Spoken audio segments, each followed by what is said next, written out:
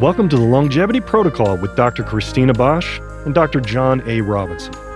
We'll be your guides to uncovering the secrets to optimal health, better sex, and happiness.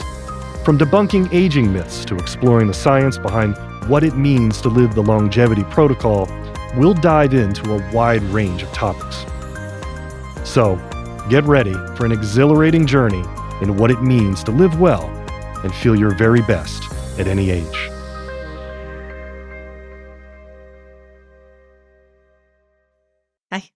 Hi, what's in your hair? What is that? A beret. Oh, it's cute. Is I it like it. too Is it useful? Because I really whimsical? like hair accessories. I think it's perfect. Thanks, babe. What are we talking about today? We are talking about the U.S. food system, big food, big ag, your health and your longevity. Yes. Big ag. I love these topics. For the big as you know. pharma, now we got big Big ag. farm. Big Like- pharma, big farm. Big farm, right? Big agriculture, right? So Yeah. we're going to talk about, that's the title. Mm-hmm. Let's kind of summarize what we'll talk about today. What is big food? What does that mean when we're referencing the concept of big food in the United States and really beyond? What is big agriculture? The concepts of farming. We're going to talk about that. Really excited about that. This is the core of so many things about health. It's the core about many things about us personally. Yeah. What's the difference between a small and a big farm? What is a processed food? What is an ultra Right. processed food? Right. And there's actual classifications Yeah. for that. We'll talk about that. And then, of course, at the end, we're going to talk about how do you combat all of this? We know, I mean, it's not, we're not giving anything away right now at the moment. When saying we say you have to processed, combat right, it. yeah, right. You have to combat this processed foods, big ag. That we're going to talk about the problems with all of this and why we're even talking about this at this moment. This is an exciting time for me. I've been doing this for a long time. And, in wellness, over 30 years playing this game, thinking about it personally, involved with it personally and professionally.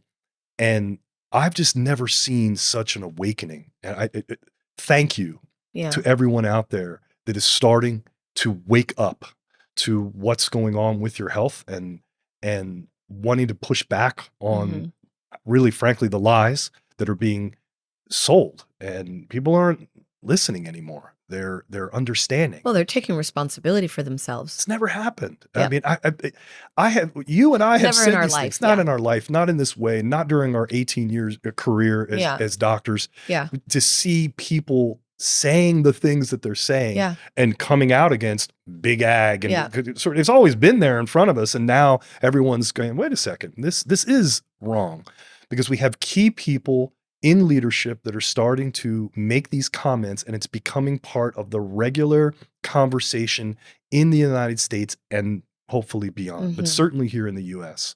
It's a rebirth. Yeah. It's really exciting for me. So I think you and I are very excited to be part of that push. Goodness, How yes. can this conversation we're going to have today and all the things that we do in this podcast to help continue this push, because they out there is going to push back Yeah. against this. They don't want to have this rebirth of awareness, so people have more personal responsibility and personal health. That's right. They don't want that, and there's sure as hell don't want to push back with what's going on with big ag and all of that, Right. and processed foods. This is Well, a it's multi-billion dollar very thing. easy to manage populations that are sedated little dumbed and down. compliant. Yeah.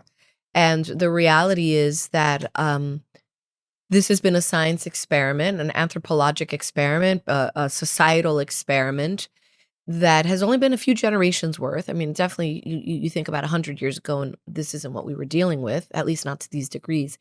And I would say that not only are people fighting back against the big ones, but they're also fighting back against their own habits of convenience and addiction, and saying, wait a second, this is up to me to be the healthiest that I can be, and then to ensure that my children and future generations are as healthy as can be. That's what we want. Yep. What is big food? There's this really cool infographic, and I've seen this for years. It's been around for a while.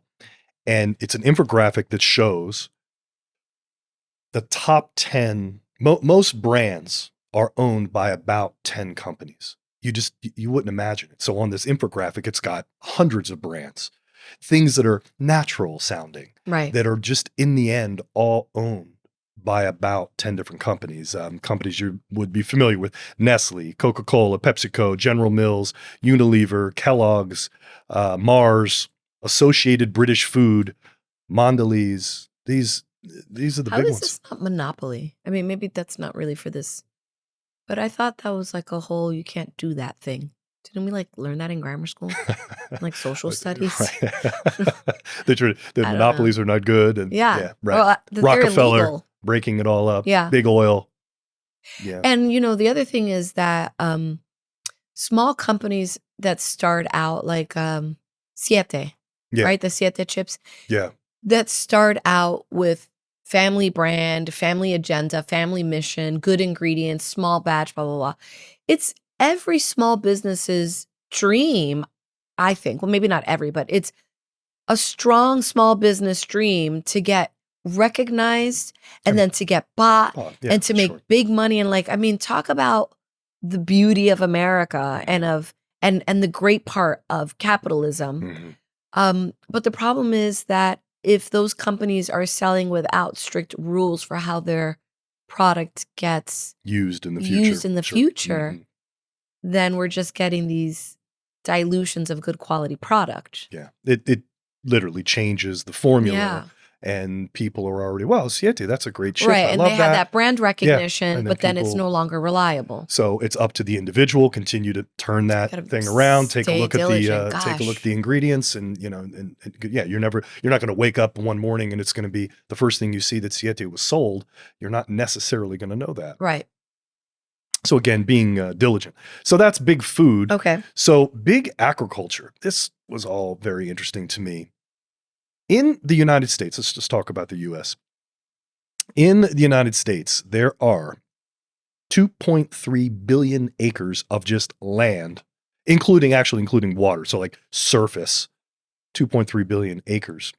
The farms in the United States cover an area of about 878 million acres. So that's about maybe 40% or so. Mhm. And then probably if you pull out the water, it might even be almost half of the land in the United States is farmland. Wow. That's so beautiful. It was an impressive number. Now, Yeah. interestingly, from 2000 to about 2023, that total farmland has definitely decreased by about 66 million acres. That's not a huge amount. I mean, it's significant, but it's still, there's a massive Yeah. amount I mean, it's of more than 5%. You're right. All right. So there's a lot of farmland out there, Right. more than I had realized. And I know that I remember just from school and knowing that when we set up the United States, it was kind of based on, with Jefferson, and it was a very agrarian based concept. Yeah. I in the mean, way- amber waves of grain. Like it Yes. says it in our Right. national songs. So, if it's a large corporation, we're talking about big ag, that's usually well over 1,000 acres at a time for each thing, but Mhm. it could even be larger than that. And most of this is controlled through government subsidies. So Mhm. 75% of agricultural subsidies go to about 10 of the biggest corporate agricultural producers. That's it back to your idea there, that concept of monopoly. Right. And of course, what that does is it imposes norms for farming that are not necessarily right for the farmer, the animal, the crop, Or the food or itself. the consumer. Yeah, right. And that's what we're seeing. Yeah, well, as you say that, corn is one of the most well-known subsidized commodities in the United States, and it didn't used to be that way. And from that, we got high fructose corn syrup Right. that we know is horrible. And soy. And I soy, mean, the soybean, absolutely. Why did soy become that was not a typical American crop or American staple. why did soy get pushed so much? It's subsidized. It's subsidized, and then someone else is making money off of that. Yeah. Well, even the family farms. And so let's All right, we're jumping. talk a little bit about, no, not at all. I think that was actually right on what we're talking about. Family farms. Now so there's hope. There's hope. Family farms make up 97% of the 2.1 million farms in the United States. 97% are actually family farms. So we're talking about, big ag and all of that. Is it actually owned largely by, the twisting their mustache kind of corporate guys there? Not necessarily. It's still family farms is making up the bulk of all of it. Now, it might be how those family farms have to operate based on what you were just saying there about the subsidies and how the government kind of comes in and pushes the small farm into a certain direction. Right. Like, remember we were talking about the uproar with the Vital Farms eggs? Oh, yeah. Right? Is that what it's called? Vital Farms? Yeah. And how people were saying that Vital Farms is basically beguiling the public. And then the farms were like, no, we're not beguiling the public, but we do need to supplement with feed. And we need to supplement with feed to guarantee X amount of egg production. Okay, to explain so everyone understands what you just said there. Vital Farms is the name of high quality eggs. We've been getting these for years. Pricey eggs. They're pricey eggs. Let me talk about that just real quick. Okay. You say the pricey eggs.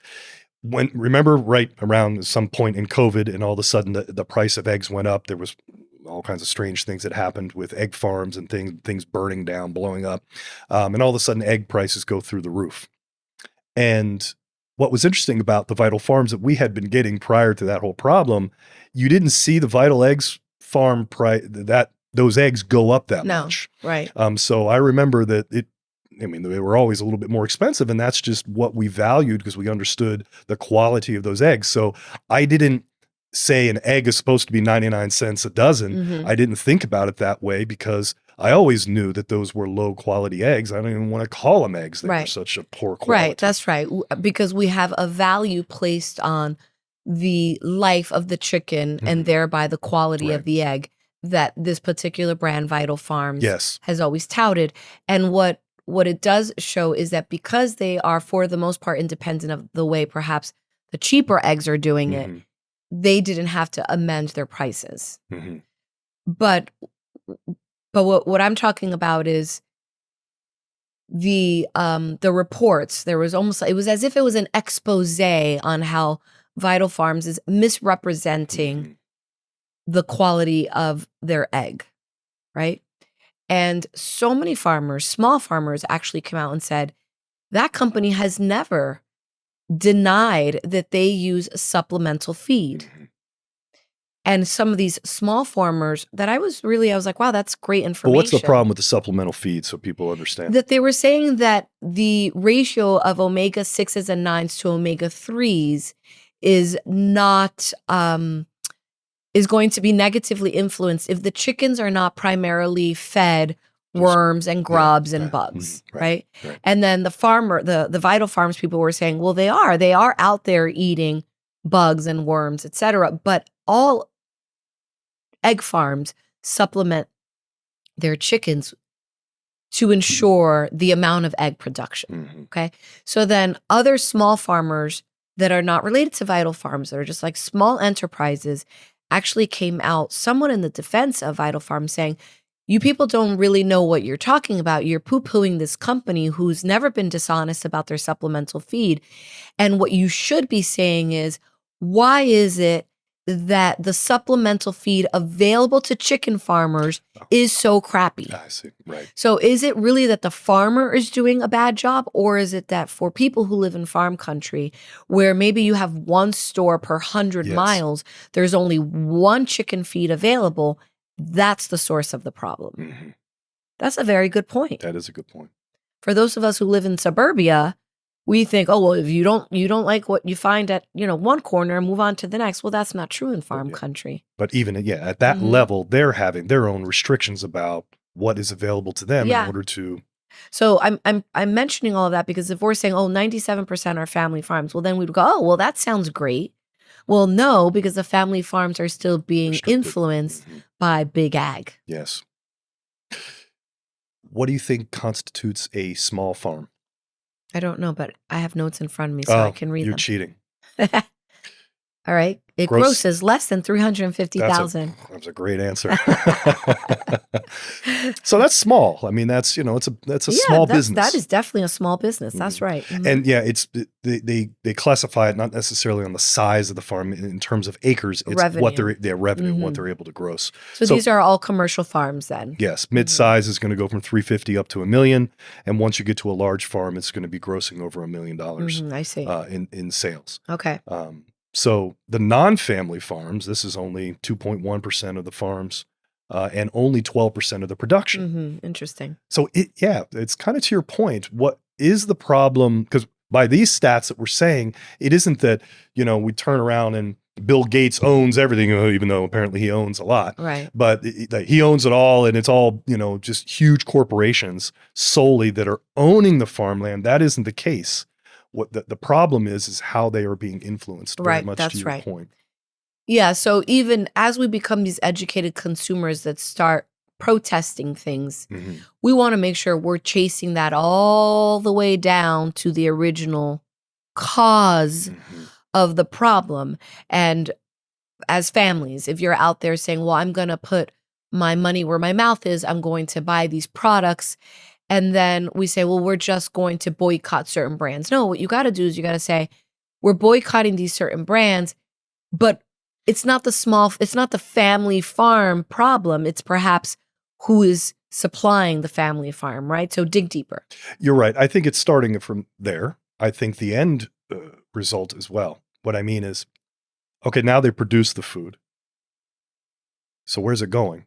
So if it's family farms, these small operations mostly, producing the food, they were influenced in their own way through governmental sort of dictates and mandates, etc. Now, costs. Now, ultimately, we've got the food. Now, where's it going, and what's happening to the food? And that's where we're starting to move into. We're into what the companies, those 10 that we mentioned earlier, what are they doing with those foodstuffs, and how are they processing it to ultimately put it on our table? Okay. Ultra processed foods. So that is the issue. It's these companies are now taking that food that's being farmed, the farmed food. Right, because I'm sorry to interrupt you. This is like when people say, "Oh, because you're an ingredients house." Like when have you heard that before? No, what do you say? And the kids will say, "Oh, there's nothing to eat," and then my mom says, "Oh, it's because you're an ingredients house." And I was like, "What?" And she said, "Yeah, meaning everything needs to be made into a meal. It's not like our children open the pantry and look at the rice and there's the beans and they're not seeing things in package where all they have to do is rip open the package and they've got something to eat. It has to be prepared." I know, I hadn't heard that, and I was like, "Oh, that's clever." That's a great way to put it. And in fact, we're going to talk about that to some degree too. But let's define what an ultra processed food is. Okay. They actually have these 4 different classifications of processing. Nova 1, Nova 2, Nova 3, Nova 4. Now, Nova 1 is, and I've been saying this for years. I think we talked about it in the first book. The idea of processing, I mean, if I take an apple and I cut it in half, I just processed it. So that is, I've been saying that for years. So there's these certain levels of how we process things. So unprocessed or minimally processed, cutting the apple in half, it's technically processed, but we would call that minimally processed, but that would be Nova 1. I would argue that all things eaten are processed, like you're saying, minimally processed, with the exception of drinking out of a creek. Everything else has to go through some form of And to the point, Nova 2, this is processed culinary ingredients, grinding and refining and pressing, honey, salt, sugar, these kind of things. So these are still ingredients. Yeah, they're ingredients. Okay. They're still at that level, but has it been processed? Yes. Is it a little bit more than minimally processed? Yes. Okay, cool. And once you kind of cross the Rubicon there, you get into 3 and 4. Now, 3 is processed foods. This would be, made by combining a Nova 1 and 2 together, and then, changing it to some degree beyond that. Maybe enhancing as you're putting 1 and 2 together. Okay. And even that, on a lot of levels, wouldn't be that bad, relatively speaking. But once you get to Nova 4, this is an ultra-processed food. And the problem there is because it just doesn't really contain anything. It's you don't have any 1 and 2 in there. You don't have the apple, all these ingredients, these culinary ingredients. It's largely gone. And we're back to the sort of Frankenstein creation, this chemical creation thing. We were just talking about even something as simple as Gatorade. And you look at the ingredients list on Gatorade from years ago, it was maybe 3 or 4 different things. The original formula from, I think it was University of Florida, the Gators, right? Am I saying that right? So hopefully someone's going to correct me on that if I did or didn't say that correctly. I think Gators are UM. Anyway, I don't know. Okay, go. Out of Florida for sure. And now, I mean, it's just all the dyes and the artificial flavors and the colorings and all those different things. What are you saying? Sorry, I was thinking about the mascots. I was thinking about Sebastian the ibis. That's not a gator. So yeah. Okay, go. No, we're going to definitely get comments on this one because I don't know what you're talking about. I don't even think well, we're an ingredients house, but we're definitely not a big sports house. No, not overly. Yes, I appreciate sports, athleticism. That just got following it all up and knowing. It's been really bad for me since the Suns. I know. Sorry, babe. Yeah. That was my Right. All right, go, baby. Where am I at here? So the ultra processed. This is the issue. Which country do you think eats the most ultra processed foods in terms of overall calories? This is not in the notes. This is something I have off the top of my head. I mean, I would say the United States, but I wonder, there's got to be some Asian countries that have a lot of processed ingredients as well. Oh, ultra processed. Ultra processed. But maybe that's the difference. Maybe their processed foods, which are convenience foods, still have a pretty strong foundation and simple ingredients. I'm going to go with the U.S. My answer is the U.S. U.S. I mean, they're up there. But Britain is worse? They're right about 50% of the overall calories, U.S., Britain, roughly about 50% are ultra-processed food calories. Once you get into places like Spain, about 20%, France and Italy right around 15%. Once you get all the way down into the Mediterranean with Greece, it's right around 13%. Yeah. So some of the best foods in the world that we tend to think about from a culinary standpoint, Spain, France, Italy, and of course, Greece. When we were watching that movie the other day, which we had seen it before, but we showed it to the girls, the 100-Foot Journey. Yeah. I think that's what it's called. It's such a pretty movie. And that scene that's totally silent, or it's the Indian family and they're at the table with the young French girl, and she just brings out some food. Bread and cheese and some fruit, and there's no background noise in the scene. It's just them like eating and eating, and this bread is amazing. Where is this from? This cheese, where is it from? And the dad says, "Oh, please, forgive my family that we're not being good. We're not talking. We're not being good guests at the table, but we've just enthralled by the ingredients." They were enthralled by the minimally processed. Oh, I love that scene. Made me hungry. So this is, I always say there's certain things, for some reason, we have to have studies to prove that the sky is blue. We don't have to. No, we don't have to, but apparently I think in a way we do. I don't think we maybe do, but those that are participating in what is almost like the cult of scientism, being able to say a thing. I have to be able to make a statement, and that the priesthood, so to speak, of science has to have approved it and blessed it in some way. And what that does is it takes away from common sense. It takes away from intuition that we should have our own instincts on things. It takes us away from our instinct that usually knows what's going on. And so I can't trust my instinct. What does the ivory tower tell me? What am I allowed to say? It looks like the sky's blue. I don't know. Let me Google it to make sure there's a study showing that the sky is blue. So those things have always bothered me. I think it's probably even worse as of late.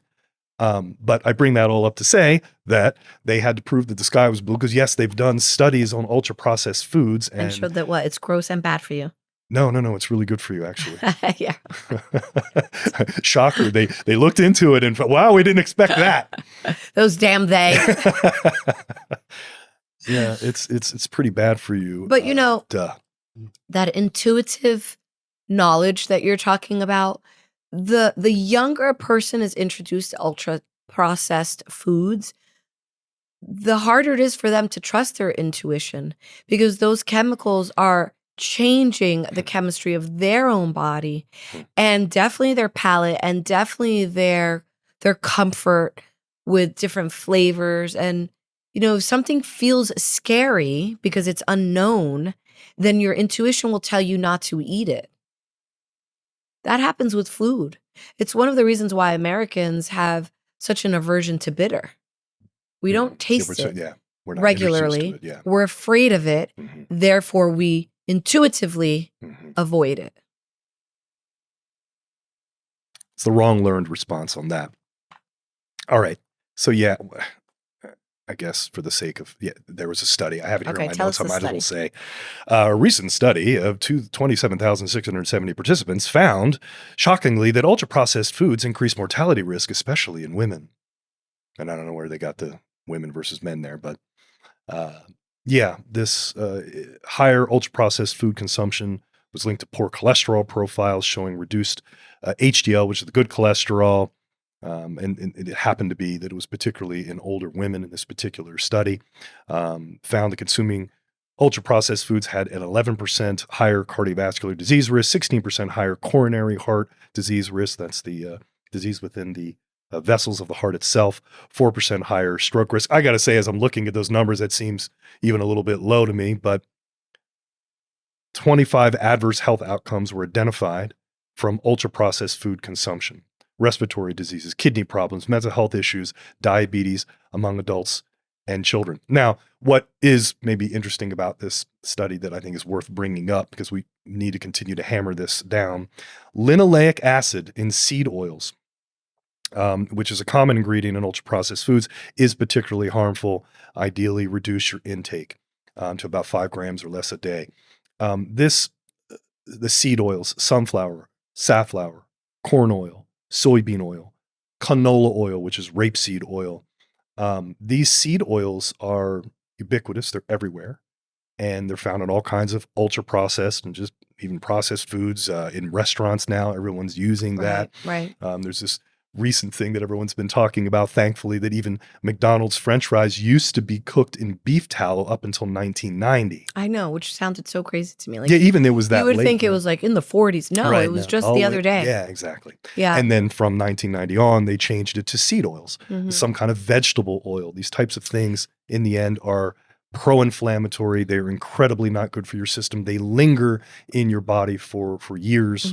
But the thing about this, John, is that even when you're touting this data, there was also a scientific attack on eggs, a scientific attack on butter, a scientific beef. Okay, so when you're talking about seed oils are bad for you, all right, but a handful of sesame seeds isn't bad for you. In fact, they're great. Sesame seeds are delicious, sprinkled on top of your stir fry, or sunflower seeds as a snack, also really good for you. Pumpkin seeds, chock full of nutrients, like great for the prostate, high in selenium, zinc, etc. So this is what happens when we're making these dietary discussions, and we're making them so scientific, and we're training ourselves, and we're training our audience, and we're training our patients to, well, the research is showing this or the research is showing that.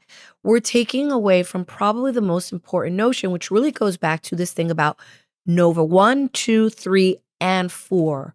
So is it really that the ingredient of the seed is bad, or is it that it has to do with how it was processed and then how grossly abundant it is in ultra processed foods, so that you're consuming it in such an excess that you wouldn't otherwise consume if you were eating it in a whole food form? Well said. Well said. And we need to be aware of that. There's gradations to all of this, but certainly when I'm talking about seed oils, let's take canola oil, Canadian oil, canola oil. That's where this comes from. It's rapeseed oil. It I didn't is, think I knew that. yeah, that's where that comes from. In That's fact, the first time I ever even talked about that was in relationship to the thyroid in our I first mean, book, I didn't know that canola oil came from Canadian oil. Canadian That's rapeseed. clever. Yeah. It's quite marketable. Yeah, unfortunately to our detriment, Right, because yeah. when they are taking the little rapeseed and they are processing there are so many layers of processing that goes on to extract the chemicals they have to use to extract the oil Correct. out of that rapeseed in order to put it into, Wesson, Right. canola oil. This is a huge part of the problem. Yes. To your point. So it's how that food is being changed, altered, literally bastardized, that's causing the problem. And then definitely the abundance of things that we can get, these calories, these things that are found naturally in nature, Right. and then just consume it in huge amounts. Yeah. Yeah, which we wouldn't otherwise consuming if we actually had to chew. Like if you were chewing seeds, you would not be Right. You eating wouldn't be able that to possibly amount. do it. Well, that's even an argument, as you say that, to juicing. Right. Because, I can take a bag of carrots and down that Right. in one sitting. In a cup. In a cup. If you juice it. If I juice it all. But you But wouldn't I chew wouldn't have that. been able to sit there and eat No. a whole bag of Right. carrots. Right. So it's delivered by nature in such a way to actually temper. Yeah. With all of that said, as we know, I mean, this is a little bit of maybe of a tangent, but not so much. But you were saying before about the constituent of a particular thing. Mhm. And we sometimes can take something from nature and alter it in such a way that is fantastic. But you can for amplify the us. benefit. And amplify the benefit. You can, but the point wasn't so much about whether constituents are good or bad. The point was recognizing that it is a constituent which is not the same thing as whatever health benefits you're getting by it being enrobed, like the carrot is enrobed in fiber and again other minerals, and it's also enrobed in the limiting factor of how many carrots can you chew. So they're complementary. They're not mutually exclusive concepts. This is ultimately leading into our personal take on all of this. Mm-hmm. So we've talked about big ag, we've talked about big farms, all these things, and learned quite a bit about all of it, processed foods. So what do we do? I mean, what does everybody watching do in order to help the situation? I think we often say in medicine, that joke, I probably said it more than once here, Dr. Robinson, it hurts when I do this with my Right. arm. Well, don't do that. Uh-huh. So if it's obvious and our instinct is hopefully telling us and informing us that these ultra processed foods are not good, and that there's certain things that are happening within the farming business, how do we fix it? Well, you just stop doing it. You stop literally feeding into the system and pull yourself away from the system. That's once the consumer speaks, that's very, very often strong enough, but the consumer has to be informed. The consumer has to continue to ask questions. And also for the sake of success in these changes, you have to make changes in a stepwise fashion that are true to your ability, true to availability, etc. I mean, I rather you are eating the less expensive egg than not eating. I think there's the importance of recognizing that we were talking about candy with one of our young employees here, and it's not to say that I don't love gummy candy, those sour gummy candies. They're so good, but they're something you eat every once in a while. So have that sense of I'm weaning away from something, or if there's 10 things in my life, I'm going to successfully change one thing. Yeah, I think you're talking about, I'm trying to kind of put a list out here. You're talking about conceptual things as you're dealing with a a I patient think or how the it's on the person. list. On my list Okay. is make changes that are sustainable and Yes. don't get overwhelmed in the process of becoming healthier. On my list, it says eat whole foods and choose pasture-raised animal products. On John's list is don't do it. On mine is don't do Sometimes it when you can. Take baby steps. I mean, look, if you can take big steps and that's your personality and you're going to succeed, awesome. If you're the kind of person that is going to take big steps and then be like pissed and then have like binging, then don't do that, So, okay. Spectrum. Learn to cook. Oh, yes. Yes. I mean, reconnect with a healthy relationship with food. Be adventurous. Cook as a family. Be willing to make mistakes. Yes. Burn it. Burn it. Yeah. Go, Okay. whoa, that was nasty. Whether you burnt it or not, sometimes we cook things we just don't like it. Yeah. Eat as a family. Eat as a family. I think that's something that we personally understand. Cook as a family. I mean, what do you call it? What do you say in Spanish? Sobremesa, which is over table. Mm-hmm. Like that notion of you sit, you eat, you chat. The meal takes a while. You connect, you bond. You digest. Mm-hmm. When you're eating slowly like that, you don't eat as fast and you're not like rushing to the next thing. I know my daughters and I, we went to dinner with some friends of the family and we went there. They ordered food. They ordered dessert. And they were like, all right, this was great. We'll see you again next month. And then the girls were like, Mama, what happened? I was like, really? She was like, we just finished. And then we like asked for the check and left. I was like, yeah, babe. Yeah, we just, slow down. Right? What is it? The slow down diet? Slow down diet. It's a great book called The Slow Down Diet. Yeah. What else was on your list? Well, all of this, of course, is improving longevity. But back to what you were saying just even about the kids. And one of the things that we've done with the kids is introduce them to foods. Yeah. And that's one of the strategies, by the way, for anybody with young children, having them be around these foods. If the child says they don't like it and it's on the plate, you say, okay. You don't overly force you. Well, we have the 1 bite rule. You got to at least try it. Okay, you don't like it, but it's going to stay there on the plate. They're going to see us ingesting it. They're going to see it on their plate, even though you don't have to eat it. And then over time, they get familiar with it. Right. And once they get familiar, they'll reintroduce themselves naturally to it. Instinctually, They'll come back to it.